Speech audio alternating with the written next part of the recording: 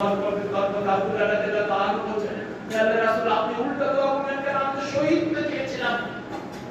আল্লাহ রাসূল সাল্লাল্লাহু আলাইহি ওয়াসাল্লাম বলেছেন, তুমি যদি এমন ভয়ের করে জয়ে মৃত্যুবরণ করো, ইতিহাস করে এই কাবুল যুদ্ধে যাওয়ার পথে আব্দুল্লাহ সুলতানের জয়ে আক্রান্ত হয়ে পরে তিনি ইন্তেকাল করেছেন। দুইজন ব্যক্তি, দুইজন সাহাবী তার কবরের মধ্যে তার লাশটিকে বহন করে নিয়ে যাচ্ছে। আরেকজন ব্যক্তি কবরের মধ্যে ঢুকেছেন সেই কবরটিকে শায়িত করবার জন্য। সেই কবর যে শায়িত করবার জন্য যে ব্যক্তি ঢুকেছেন তিনি হচ্ছেন আমাদের নবী মুহাম্মদ সাল্লাল্লাহু আলাইহি ওয়াসাল্লাম। আর এখানে যে দুইজন ব্যক্তি বা সাহাবী তার কফিনটিকে বয়ে নিয়ে আসছিলেন তারা হচ্ছেন হযরত আবু বকর রাদিয়াল্লাহু আনহু এবং হযরত ওমর রাদিয়াল্লাহু আনহু।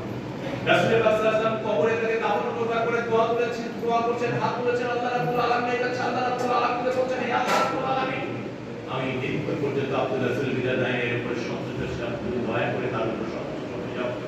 ওমর ফারুক রাদিয়াল্লাহু তাআলা চিৎকার করে বললেন, ভাই আব্দুল্লাহ, আজকে যদি তোমার এই কবরের মধ্যে তোমার লাশ নয় আমার লাশ হতো, তাহলে আমার থেকে আর সৌভাগ্যবান ব্যক্তি আর কেউ থাকবে না। সুবহানাল্লাহ।